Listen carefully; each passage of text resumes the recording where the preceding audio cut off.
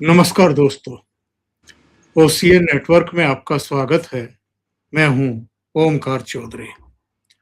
प्रधानमंत्री नरेंद्र मोदी और अमेरिका के राष्ट्रपति डोनाल्ड ट्रंप की 16 महीने बाद मुलाकात हुई है। बॉडी लैंग्वेज की बात करें, आपसी समझ-बूझ की बात करें या G7 समिट की जो औपचारिकताएं होती हैं, ग्रुप फोटो हो, एक जो हायरार्की दिखाई दी, उसमें प्रधानमंत्री नरेंद्र मोदी को जिस तरीके से तरजीह दी गई, ग्रुप फोटो के समय उनको अग्रिम पंक्ति में एक तरफ मैक्रो के प्रधानमंत्री मोदी खड़े थे, दूसरी तरफ डोनाल्ड ट्रंप खड़े हुए थे और बाकी के जो राष्ट्र प्रमुख थे, उनमें एक दो और चेहरे पहली पंक्ति में थे, 3 चेहरे और बाकी सब पिछली पंक्ति में थे।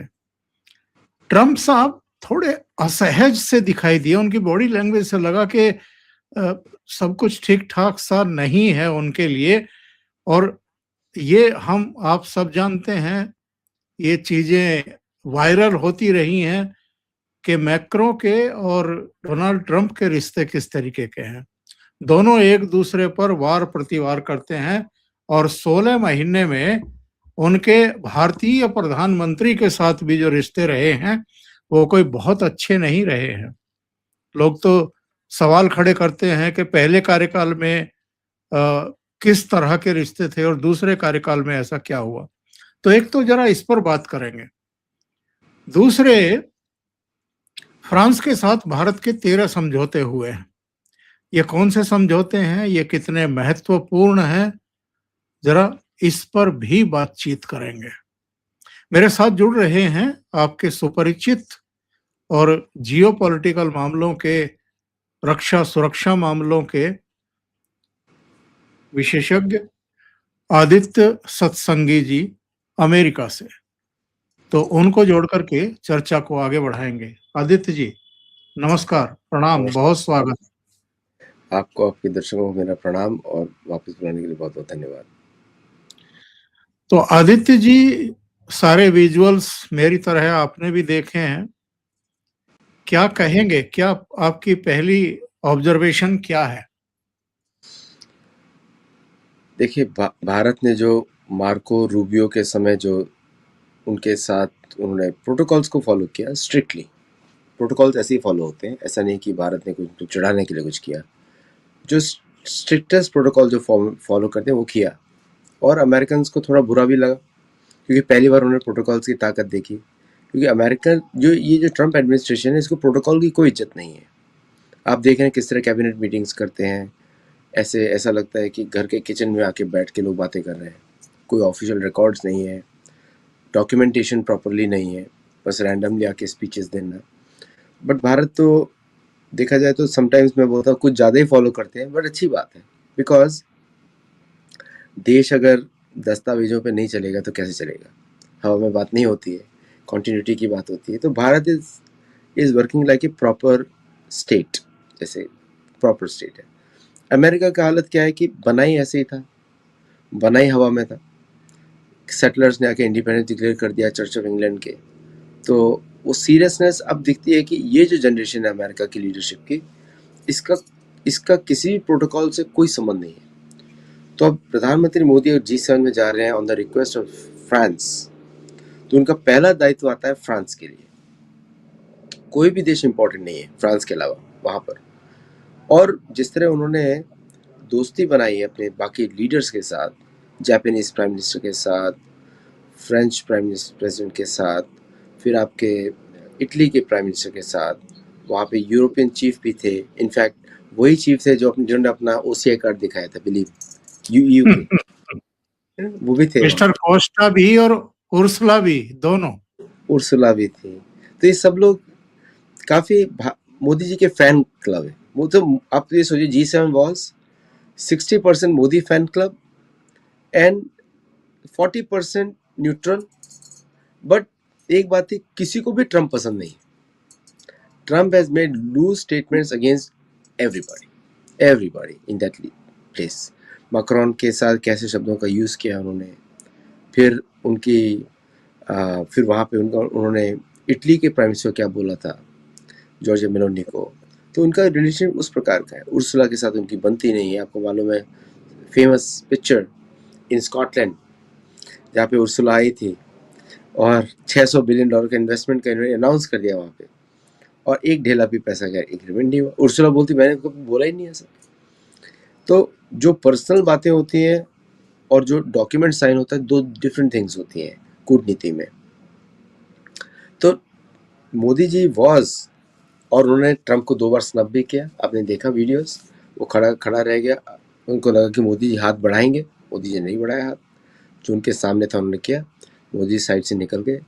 और आज मोदी जी का जो combined longest serving prime minister plus जो कंबाइंड उनका जो डेमोग्राफिक वोट्स का प्रोफाइल है, ही इज़ द दुनिया के सबसे ज़्यादा इलेक्टेड लीडर है। मतलब in terms of votes he has one the maximum votes in the world. कुछ लोग बोलते हैं अप्रॉक्सीमेटली 2 बिलियन वोट्स उन्होंने जीते हैं, 2 बिलियन। तो in total all the elections अगर कंबाइन किया जाए तो it is the highest in the history of the world, democracy की हिस्ट्री में। और अमेरिका की डेमोक्रेसी तो अमेरिकन ही क्वेश्चन कर रहे हैं। अमेरिका में डिबेट चल रही है constitutional republic versus democracy. So तो he becomes the most bona fide leader in the entire grouping. मेरे हिसाब से G7 की इम्पोर्टेंस भारत ने बढ़ाई है और भारत हर प्लेटफॉर्म पे खेल रहा है। G7 पर भी है, ब्रिक्स में भी है, ग्लोबल साउथ का भी लीडर है, यूनाइटेड नेशंस का भी मेंबर है। मुझे लग रहा था वो छोड़ देंगे शायद, लेकिन they are in everything. In Quad they are there, in African union के जो ग्लोबल साउथ में G21 बनाया उसमें भी है Bharat. So now India is where it should be. Bharat वहाँ जहाँ पे होना चाहिए। और मोदी जी जैसे स्नब किया इनको 2 बार, it's a very big slap on Trump also कि भाई we don't approve what you say. तुमने आपने एक पिक्चर और देखी होगी जहाँ पे वो गुस्से में उंगली उठा के बात कर रहे हैं और उनके तेवर बढ़े हुए हैं। सोशल मीडिया पे कई मतलब peace of mind is being given. अपने मन बोलते मन की बात तो करते ही हैं, तो शायद पहली बार कर दिया था ट्रम्प के साथ ही मन की बात। तो मन की बात करेंगे तो ट्रम्प को तो समझ आएगा हीट, क्योंकि पाकिस्तान के साथ जब मन की बातें की जाती है तो तन की बात भी हो जाती है। और इम्पोर्टेंट चीज़ है, देखिए पश्चिम को सिर्फ बाहुबल समझ में आता है आपका, ये इनका इतिहास है, अभी नहीं बता रहा हूँ। आप कोई भी इनका इतिहास उठा लीजिए, anyone who gives them A military challenge उसके सामने झुक जाते हैं, लड़ते नहीं है। ईरान के साथ आप देखिएगा, ईरान का डील अगर होता है, अभी भी शक है मुझे, अगर होता है तो आप देखेंगे कि माला माल कर देंगे ईरान को, क्योंकि एक बार हारने के बाद ये उसको रिवॉर्ड करते हैं। तो आई थिंक भारत ने 12 न्यूक्लियर बॉम्ब्स डिप्लॉय करके, अग्नि 6 का टेस्टिंग करके, हाइपरसोनिक मिसाइल्स का टेस्टिंग करके, एवरी 6 वीक्स एडिंग ए नेवी शिप, प्लस पूरा इंडियन ओशन का कम्युनिकेशन का कंट्रोल करके, they have given a very formidable message, don't mess with India. ये बोला है एक्चुअली। मैंने आपको, हम लोग पिछले शो में डिस्कस किया था कि भारत बोलेगा नहीं ज़्यादा, भारत काम करेगा। और उससे भी बड़ी मिर्ची भारत ने दी है FCRA से बड़ा, जैसे डीमोनेटाइजेशन जब किया था तो पाकिस्तान की नींवें आज तक हिल गई हैं। और पाकिस्तान के साथ कौन गया? यूके भी वही राउट के थ्रू भारत से पैसा कमा रहा था, क्योंकि वो नोट यूके में प्रिंट हो रहे थे। तो अब भारत ने डबल गेम खेला है, FCRA प्लस प्लास्टिक नोट्स। तो नेचुरली ट्रम्प की तो हवाएं उड़ चुकी होंगी इस समय तक। और अभी मैं देख रहा था जो आउटरीच पहली जो मीटिंग थी G7 देशों की और विशेष आमंत्रितों की, उसमें मोदी जी ने जो कुछ कहा है हॉर्मुज की उस घटना के बारे में जो ओमान के पास हुई है, जिसमें 3 भारतीय नाविक मारे गए हैं अमेरिका की गोलीबारी में, बहुत सख्त लहजे का इस्तेमाल, बहुत सख्त शब्दों का इस्तेमाल किया है। मैं दर्शकों को बता दूं उन्होंने क्या कहा है। अंतर्राष्ट्रीय साझेदारियां और वैश्विक एकजुटता तभी सार्थक बन सकती है जब हम साझा चुनौतियों का मिलकर समाधान करें। भारत का दृढ़ विश्वास है कि विश्व के विभिन्न हिस्सों में चल रहे तनाव और युद्धों का अस्थायी समाधान डायलॉग, डिप्लोमेसी और अंतर्राष्ट्रीय सहयोग के मार्ग से ही संभव है। हम पश्चिम एशिया में शांति प्रयासों में हुई प्रगति का स्वागत करते हैं। इस संघर्ष से पश्चिम एशिया में हमारे मित्र देशों को जान माल का नुकसान झेलना पड़ा है। हॉर्मुज स्ट्रेट में मैरीटाइम ट्रेड में आई बाधा के कारण पूरे विश्व की अर्थव्यवस्था को नुकसान पहुंचा। भारत के कई नागरिकों को जान गंवानी पड़ी। ग्लोबल मैरीटाइम ट्रेड के माध्यम से सभी देशों को आपस में जोड़ने वाले नाविकों की सुरक्षा हमारा दायित्व है। हमें यह सुनिश्चित करना होगा कि समुद्री मार्ग सुरक्षित रहें और सी फेरियर्स यानी नाविक बिना भय के अपना कार्य कर सकें। तो ये जो प्रधानमंत्री ने खरी खरी सुनाई है, ये तो अमेरिका को सुनाई है। और जिस तरह का रवैया एस जयशंकर के मार्को रूबियो से बातचीत के बाद रहा है, वो तो भारत ने एक्सेप्ट नहीं किया है। मतलब एक बेशर्म किसी देश का ही ऐसा जवाब हो सकता है कि साहब जब हमारी चेतावनियां आती हैं या जो निर्देश आते हैं वो भारतीय नाविकों को सुननी चाहिए और आगे नहीं बढ़ना चाहिए था, इसलिए फायरिंग हुई है। तो ये जो एक अराजकता होती है, एरोगेंस होती है अमेरिका की तरफ से, उनके बिहेव में सारी दुनिया में देखने को मिल रही है। तो सब धान 40 सेरे तो नहीं हो सकते ना आदित्य जी। बिल्कुल सही बोला आपने, बहुत ही अच्छा आपने बताया। देखिए क्या है कि ये अनएक्सेप्टेबल है बाय द इंटरनेशनल लॉ, जिसको अमेरिका मानता नहीं है। अमेरिका यूएन क्लॉज का साइनी नहीं है। वो चाहता है कि वो अकेले दुनिया की ट्रेड की को डिफाइन करे, और जहां जहां अमेरिका इन्वॉल्व हुआ है वहां पे ट्रेड अफेक्ट हुआ है, सपोर्ट नहीं हुआ है। तो आई थिंक मोदी जी का स्टेटमेंट बड़ा क्लियर है ट्रम्प को। अब जो लोग बोल रहे थे कि मोदी जी बड़े सॉफ्ट हैं, देखिए कि गाली गलौज तो नहीं चलती है इंटरनेशनल में। कि अगर दूसरा व्यक्ति कोई पागल है तो कोई हम लोग थोड़े पागल की तरह बिहेव तो नहीं करेंगे। उसको उस भाषा में जवाब दिया है जो उसकी मिलिट्री समझेगी, क्योंकि एक बार स्टेटमेंट प्रधानमंत्री मोदी का आ गया, उसके बाद तो फिर नेवी का एक्शन होगा। This official policy of the Indian government. तो हर चीज को स्केल अप किया जाता है धीरे धीरे, और जिस तरह वो स्केल अप होगा, जैसे उसको बोलते हैं एस्केलेशन लैडर। एस्केलेशन लैडर बहुत इंपॉर्टेंट है कि कैसे हर चीज को धीरे धीरे प्रेशर बढ़ाया जाए, उसमें प्रेशर ठीक से पड़ता है। तो पहला स्टेटमेंट दे दिया, और दूसरा शायद मुझे ऐसा लगता है फ्यूचर में अगर भारत सोचेगा कि अभी अमेरिका रेडी नहीं है फ्री ट्रेड डील के लिए, या भारत रेडी नहीं है, तो उसको लंबा बढ़ाया जा सकता है। अजीत डोभाल जी का स्टेटमेंट ये पहले भी कि हम वील सिट इट आउट, अगर होगा तो सिट इट आउट, और अमेरिकन दिस थिंग। और साथ में अब देखिए कि फ्रांस में के अंदर जो डील की जो बातें हो रही है, फ्रांस के अंदर जो डील की बातें हो रही है, उससे अमेरिकन इंडस्ट्री को बहुत बड़ा शॉक पड़ा है। पहली बार भारत ने ऐसा रडार बनाया है जो F-35 को ट्रैक करेगा। See America only looks at military advancement of India, बाकी कुछ नहीं देखता। Indian frigates, Indian missiles, Indian deals, ये उसका मेन आउटकम रहता है, देखने का नजर रहता है। तो अमेरिकन प्लेन्स तो सारे फेल हो गए। F-18 फेल हो गया, F-35 फेल हो गया, F-16 को तो भारत पहले से ही मारता रहा है। So with that being said, Rafale का जो डील है, Rafale is F-18 killer, Rafale is F-16 killer, Rafale is F-15 killer.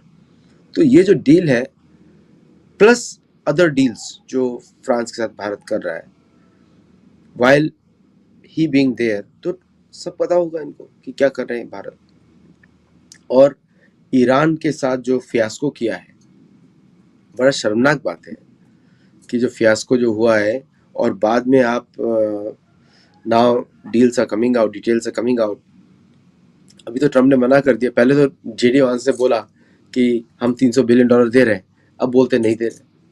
तो now the vice president says something else, president is saying something else, और pentagon is saying totally different। तो पीट हेक्सेल की job line पे आ गई, Steve Witkoff की नहीं आई, Jared कश्नर की नहीं आई, पीट हेगसेथ की जॉब लाइन पे आ गई और मार्को रूबियो को बोल दिया कि आप चुप रहो, आप कुछ मत बोलो।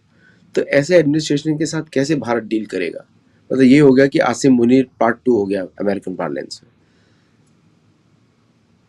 अमेरिका के अंदर।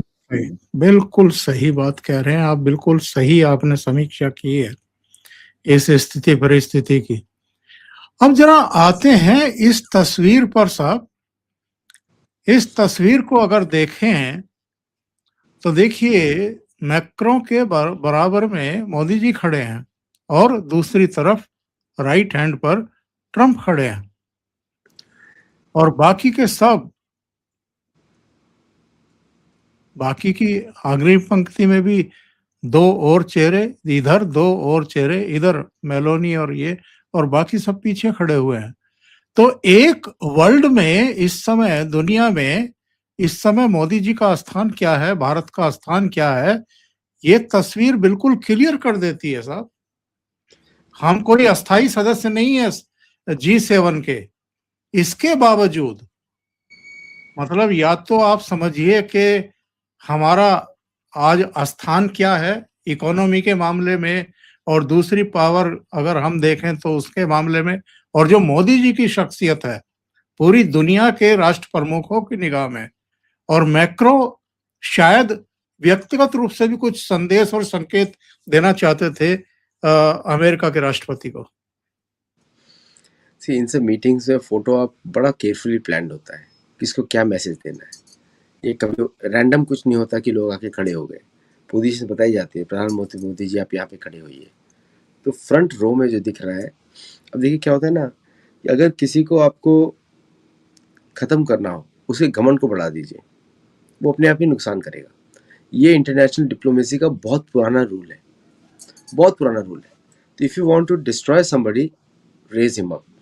तो यहाँ पे प्रेसिडेंट ट्रम्प को आगे तो खड़ा करना ही पड़ा, क्योंकि एक तो लंबे भी हैं और आगे खड़ा करना पड़ा फॉर द सिंपल रीज़न कि भी अभी भी अमेरिका इम्पोर्टेंट है इन द टर्म्स ऑफ गड़बड़ी मचाने के लिए।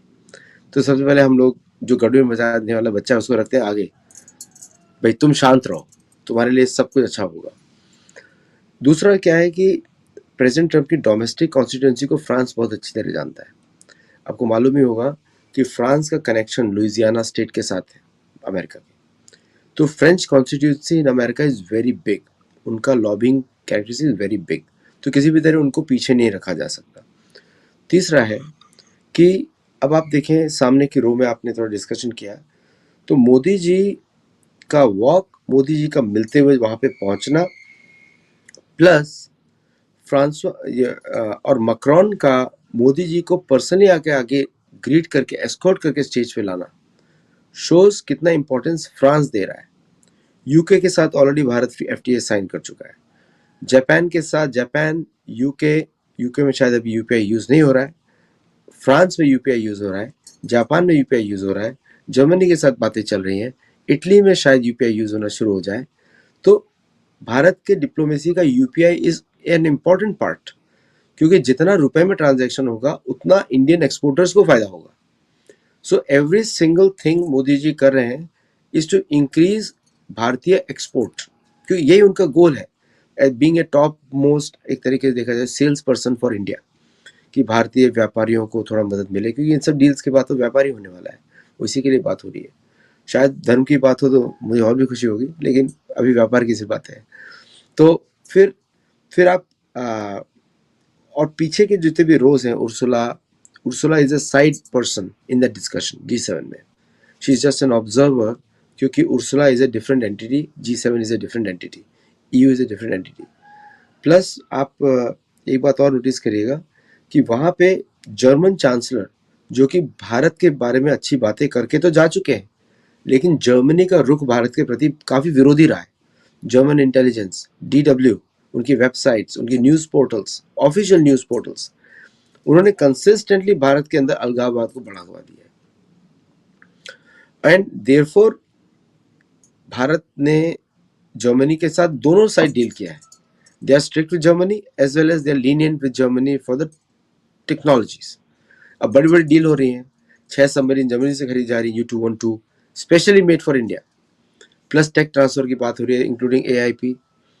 फिर फ्रांस के साथ 3 सबमरीन्स का डील हुआ, स्कॉर्पियन का एडिशनल ऑर्डर। तो जो बड़ी डील्स हो रही हैं उनको भी इंपॉर्टेंस दिया गया है। अभी आप देखें कि जर्मन चांसलर के साथ मीटिंग्स होंगी, तो I think with that deal will be already out. जबकि most advance submarine, most silent submarines in the world are दो सबमरीन्स। मतलब ऐसा है कि अगर बाहर कोई, ऐसा लोग बोलते हैं स्नेल या मछली पानी के बुलबुले निकालती है तो उसकी आवाज भी वो पकड़, उससे भी ज्यादा चुप रहती है, साइलेंट रहती है। इतनी साइलेंट सबमरीन है वो अंडर वाटर।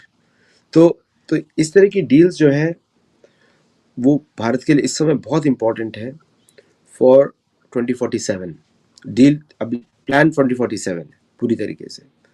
प्लस इंडिया का जो डिफेंस विजन है 2047 डिफेंस विजन, उससे भी आप कनेक्ट करिए। ये सारे पार्टनर्स मेजोरिटी डिफेंस पार्टनर्स हैं, इंक्लूडिंग स्लोवाकिया की मीटिंग, जर्मनी की मीटिंग, फ्रांस की मीटिंग, इटली की मीटिंग, ये सारे डिफेंस पार्टनर्स हैं। और एक बात तो मुझे बड़ा अच्छा लगता है कि भारतीय डिप्लोमेसी ने अब मिलिट्री को आगे रखना शुरू कर दिया है, which is one of the best things that can come out in last 12 years. क्योंकि अब defence is the number 1 priority. उसके पहले तो अब थोड़े दिनों में I think what I foresee, तो हमारे शास्त्र बोलते हैं गुप्तचरी पहले, सेना बाद में, उसके बाद डिप्लोमेसी शुरू होती है। तो भारत ने अपनी मसल्स फ्लेक्स करना शुरू कर दिया है। तो अब किसी को पता नहीं कि 3 भारत की न्यूक्लियर सबमरीन्स कहाँ है। बहुत इफेक्ट पड़ता है। आपको किसी को पता ना हो, सही। कहीं पे भी हो, बहुत फर्क पड़ता है। पूरा जयशंकर जी का सीना चौड़ा हो जाएगा सामने, क्योंकि किसी को पता नहीं हम कहाँ पे बैठे हुए। क्या भारत ने अमेरिका को सीधे सीधे और साफ संकेत नहीं दे दिए हैं? हम हर एक से FTA साइन करते जा रहे हैं। जापान के साथ भी मैं जरा दर्शकों से साझा कर लूं, जो 13 समझौते हुए हैं वो ये बताते हैं कि भैया हम अमेरिका का इंतजार नहीं कर रहे हैं। ये देखिए, जो 13 प्रमुख समझौते हुए हैं, India France innovation road map 2030, उभरती तकनीकों, अनुसंधान, नवाचार में दीर्घकालिक सहयोग के लिए इसे अपनाया गया है। संयुक्त AI वर्किंग ग्रुप, यानी आर्टिफिशियल इंटेलिजेंस, इसके नियमन और उपयोग दोनों में सहयोग और संयुक्त कार्य समूह बना लिया है। व्यापार को दोगुना करना 5 साल के भीतर दोनों देशों के बीच में। आर्थिक सुरक्षा संवाद, इसके अलावा UPI का विस्तार, कानपुर में एरोनॉटिक्स सेंटर, ये बेहद महत्वपूर्ण है। स्टार्टअप्स को बढ़ाना, वर्गीकृत जानकारी का आदान प्रदान, अंतरिक्ष सहयोग, डिजिटल विज्ञान केंद्र, अकादमिक सहयोग, जिसमें पेरिस और आपके जो यूनिवर्सिटी है सेकले, इसमें AI इनोवेशन की संस्कृति पर ICCR इंडिया चेयर स्थापित की जाएगी।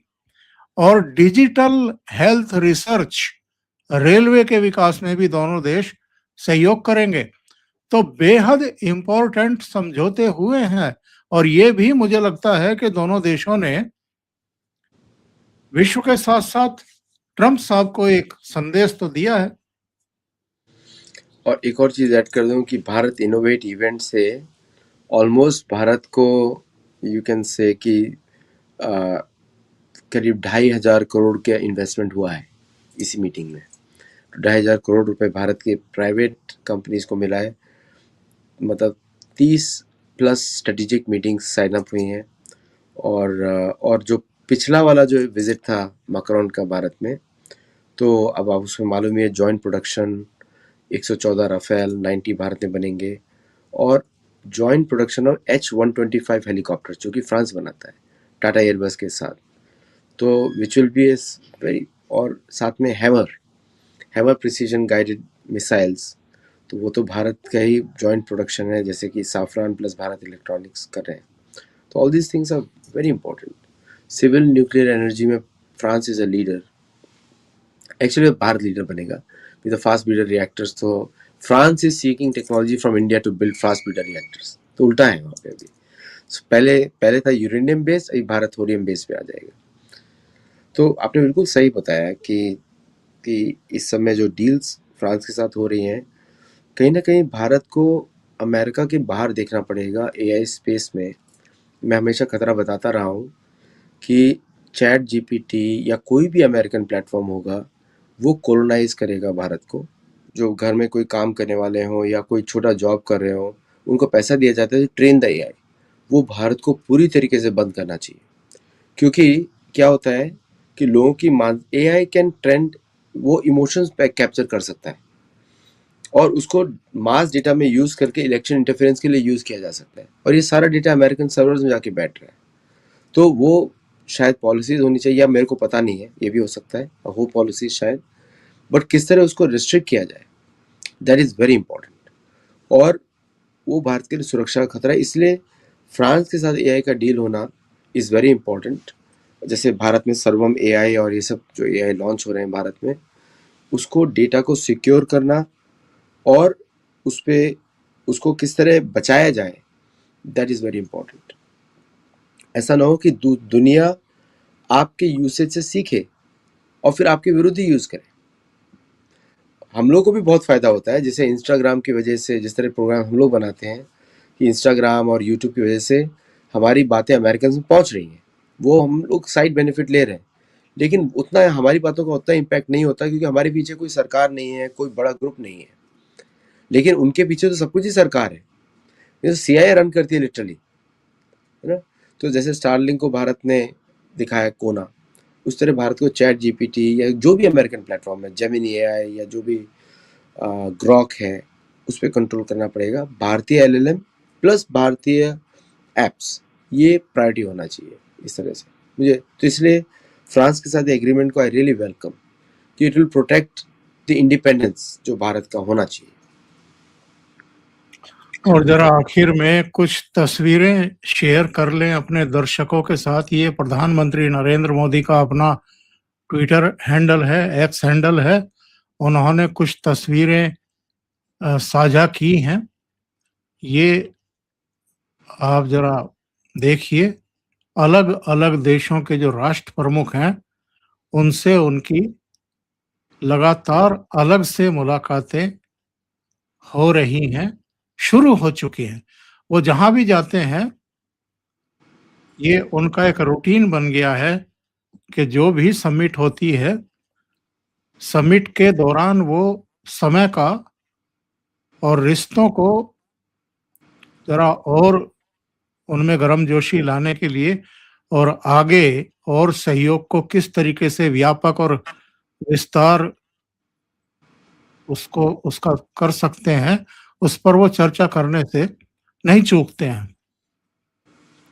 ये कुछ मुझे लगता तस्वीरें है इस अभी। मीटिंग के बाद ओमकार जी, मुझे लगता है कि अब दिखा रहे हैं ना, उंगली दिखा, हाँ। मैं बात कर रहा था, मुझे लगता है कि G20 तो गई ऐसा मुझे लगता है।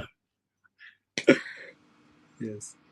तो ये हर राष्ट्र प्रमुख आकर के मोदी जी से बतिया रहा है, हाथ मिला रहा है। तो ये जो चीजें हैं, ये हम जैसे लोगों का भी सीना थोड़ा चौड़ा कर देती है चीजें। ये कनाडा के प्राइम मिनिस्टर हैं और ये उनका संबोधन है, जहां उन्होंने हॉर्मुज यानी ओमान के पास जो हमारे 3 नाविक मारे गए हैं, उस पर बहुत कड़ा ऐतराज भी किया है और उसमें एक तरीके से सुना दिया है, क्योंकि उस समय डोनाल्ड ट्रंप बिल्कुल उनके बराबर में बैठे हुए थे, जब उन्होंने बहुत कड़े शब्दों में एक तरीके से ये कहा है कि ये सबकी जिम्मेदारी बनती है। आप युद्ध कर रहे हैं किसी के साथ, इसका मतलब ये नहीं है कि बाकी देशों को भी आप निशाना बनाएंगे और उनके लोगों को मार डालेंगे, और जब आपसे बात की जाएगी, आपके अटैची को तलब किया जाएगा, तो आप सुपरमेसी झाड़ेंगे और उल्टी उनकी गलती निकालने की कोशिश करेंगे जिनके लोगों को आपने बेवजह शूट कर दिया है, मार डाला है। तो कल की जो बातचीत, आज की जो बातचीत है 17 तारीख की, डोनाल्ड ट्रंप और मोदी की जो बायलैटरल टॉक्स होने वाली हैं, उनसे क्या उम्मीद आप करते हैं? आई थिंक भारत में पोजीशन क्लियर करने वाला है, बिल्कुल क्लियर। अब तो मोदी जी ने बता ही दिया कि वो क्या बोलने वाले हैं, यही तो एजेंडा रहेगा एक तरीके से जो उन्होंने वहाँ पे किया बायलैटरल में। और एक बात मैं ये भी देखता हूँ कि कुछ कंडीशंस के अंडर फ्री ट्रेड एग्रीमेंट के कुछ क्लॉजेस पे फर्दर डिस्कशन होगा और कुछ पे साइन हो सकता है पार्टली, क्योंकि वो दोनों देश के ट्रेडर्स को चाहिए। देखिए, अमेरिका भारत से बहुत सारे जेनेरिक ड्रग्स खरीदता है, यहाँ पे टाइलेनॉल खरीदते हैं, वो भी मेड इन इंडिया होता है। यहाँ पे आप एंटीबायोटिक्स खरीदते हैं, वो भी इंडिया का होता है। तो इसलिए वो सब जगहों पे भारतीय फार्मास्यूटिकल इंडस्ट्री को भी बहुत ज़रूरत है अमेरिकन मार्केट की, और क्योंकि ये इनको तो अपने लोग बीमारी रखने हैं, है ना, तो why not we sell the medicine. अच्छी बात है, खान पान इनका ऐसा है कि भारत की मेडिसिन चलेंगी। प्लस जो भारत का जो टेक स्पेस है, मुझे अगेन बोल रहा हूँ वही जीसीसी के ऊपर, जीसीसी भारत के कोई भी अवॉइड नहीं कर सकता। भारत में 4,500 से ज़्यादा जीसीसी है, वो उसको कोई भी अवॉइड नहीं कर सकता। और अमेरिका को मालूम है, अमेरिका के पास वो बोल चाहे कुछ भी ले। तो आप मुझे बताइए, the biggest employer today in America is only fans, मतलब वो तो प्रोस्टिट्यूशन साइट है। तो आप सोचिए कि अमेरिका की इंडस्ट्री का क्या हो रहा है। सो आई थिंक उस दोनों एरिया पे बात हो सकता है, और मुझे लगता है कि ये मीटिंग जो है थोड़ी इंक्लूसिव रहेगी, बिकॉज भारत का स्टैंड काफ़ी हार्ड हो चुका है, लेकिन ओवरऑल उस दिशा में फिर भी आगे बढ़ेंगे। You will still see a public statement कि Bharat and India US are strategic partners. अब वो देखते हैं कि कैसे इम्प्लीमेंट होता है, we don't know. Aditya ji, बहुत बहुत धन्यवाद आपका इतना समय निकालने के लिए और बहुत महत्वपूर्ण इशू पर चर्चा करने के लिए। आप जानते हैं, आदित्य जी से कल भी बातचीत हुई थी, आज फिर मैंने उनको कष्ट दिया और कल ट्रंप के साथ मुलाकात के बाद भी कोशिश करेंगे, अगर उनका समय मिला तो कल फिर हम डिस्कशन करें। ये आप इतने अच्छे जर्नलिस्ट हैं, it's an honour of me to come with you for me. नमस्कार। बहुत धन्यवाद आपका, बहुत बहुत धन्यवाद। थैंक नमस्कार। यू।